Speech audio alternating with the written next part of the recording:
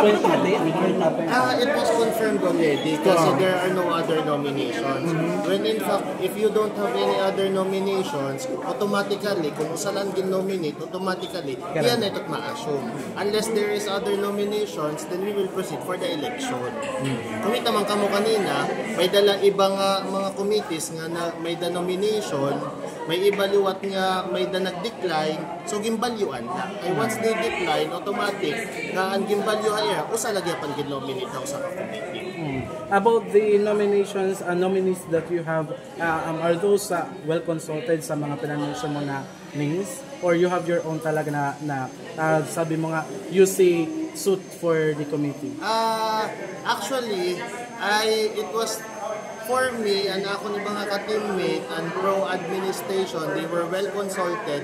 Ngayon iba, I think they are the ones suited for that committee. At the same time, ang iba gyapon, ang iba nga committees, amo lagi pa nakapot, tikang 15th sang gunian. So baga, assume lang niya balik ang iya position as chairmanship of those committees, yan nga 16th sang gunian na. Kanina,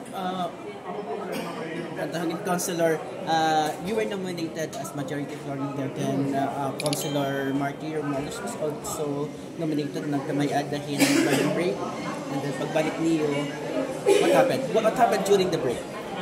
Nag-istorya ba kamo ni Councilor? Why that? And during the break, wala kami nag-istorya ni Councilor Marty Romualdez. Actually, it was up to Councilor Marty Romualdez also if actually, makikita man niya, he was questioned if he was interested on that position because he was also caught unaware niya nomination.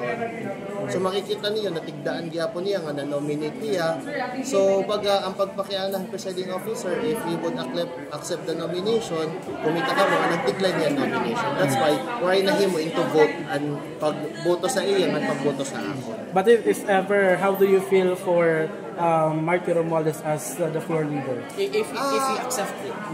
If Councilor Marty Romualdez accepted the nomination as majority floor leader, then mas maupay yung mas maupay gihapon kaya at least yakan pa natin matututukan gihapon niya at konseho nga makakakuha niyan mga labi ng mga legislative agenda maipapasa sa tikang executive department tika dihamon legislative department. Kaya basically trabaho at majority floor leader, you would be the bridge between the executive going to the legislative. Kay tanan nga mga legislative agendas na gusto ipatupad din atong city mayor and executive department, ikaw go dito't nadoso.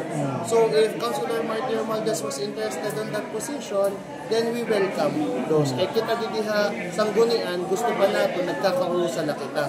Kay even though usalat majority floor leader, but the sanggunian decides as an August body, as a unison, pag-decide ito sanggunian. One last question po. Do you see difference on our new members of the 16th Sangguniang Panglungsod compare from the past? Kasi mas more ngayon yung deliberation and debate we have. Yan ang kanina pala. Actually, I welcome debates, I welcome deliberation. Kay di data ito makikita na nagtatrabaho talaga kita. Mas maupay gihapon ito't nagdidebate nila kaya kang maani.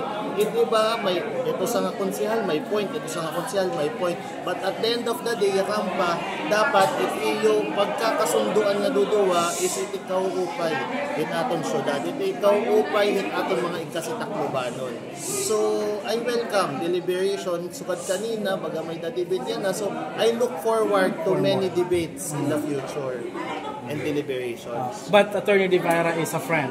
Yes, he's a friend. Tikang kapitan niya, tikang haniya anak kapitan pa, at himik-mik, ako na itong mga sangkay di dapat. So, Thank you. thank you, ha?